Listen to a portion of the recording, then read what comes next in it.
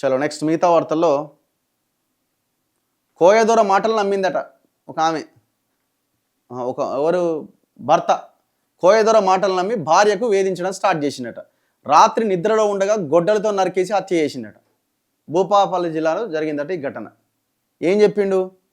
ఓ కోయదొర చెప్పిన మాటలు గుడ్డిగా నమ్మి భార్యను అనుమానించి అతి దారుణంగా చంపిండట భర్త. అటు తల్లిని లేకుండా చేసి ఇటు తాను జైలు పాలై అభం శుభం తెలియని 2 పిల్లలను అనాథలు చేసిండట. వాణ్ణి ఫస్ట్ వేయాలి లోపల. భూపాలపల్లి రూరల్ పరిధిలోని పెద్దాపూర్ గ్రామంలో జరిగిన ఈ దారుణ ఘటన బంధువులను స్థానికులను దిగ్భ్రాంతికి గురి చేసింది. భూపాలపల్లి మండలం ఆముదాలపల్లికి చెందిన సంధ్య 32 సంవత్సరాలట. పెద్దాపూర్ గ్రామానికి చెందిన రాజనరసయ్యకు 13 ఏళ్ల కింద పెళ్ళైంది. వీరికి 11 ఏళ్ల కూతురు 9 ఏళ్ల కొడుకున్నాడు. సంధ్య రాజనరసయ్య కూలికి వెళ్తూ ఉంటారు. అన్యోన్యంగా సాగుతున్న వీరి కాపురంలో ఓ కోయదొర మాటలు చిచ్చురేపినాయి. ఒకరోజు జ్యోతిష్యం చెబుతానంటూ రాజనరసయ్య ఇంటికి దొరొచ్చిండట. ఎవడు? ఆ కోయదొర వచ్చిండు.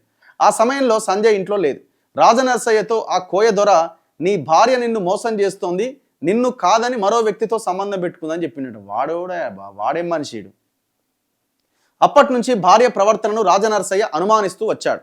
అకారణంగా ఆమెతో గొడవపడి వేధింపులకు గురి చేసేవాడు. 2.5 నెలల క్రితం ఇద్దరి మధ్య తీవ్ర ఘర్షణ జరగడంతో సంధ్య పుట్టింటికి వెళ్ళిపోయింది. ఇటీవల రాజనరసయ్య సమీప బంధువు మరణించగా అంత్యక్రియలకు సంధ్య వచ్చింది. పెద్ద మనుషుల సమక్షంలో మాట్లాడిన రాజనరసయ్య కలిసి ఉందామని భార్యను నమ్మించాడు.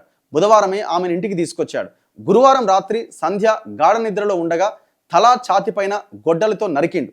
ఈ ఘటనలో అక్కడికక్కడే చనిపోయింది. అనంతరం 2 పిల్లలను తీసుకొని వెంకటాపూర్ పోలీస్ స్టేషన్కి వెళ్ళి నేను నా భార్యను చంపేశాను అంటూ లొంగిపోయిండు.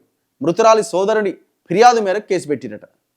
వాడెవడో కోయదరా వారి మాటలు నమ్మి భార్యను చంపుకున్నాడు, పిల్లల్ని ఆగం చేసిండు.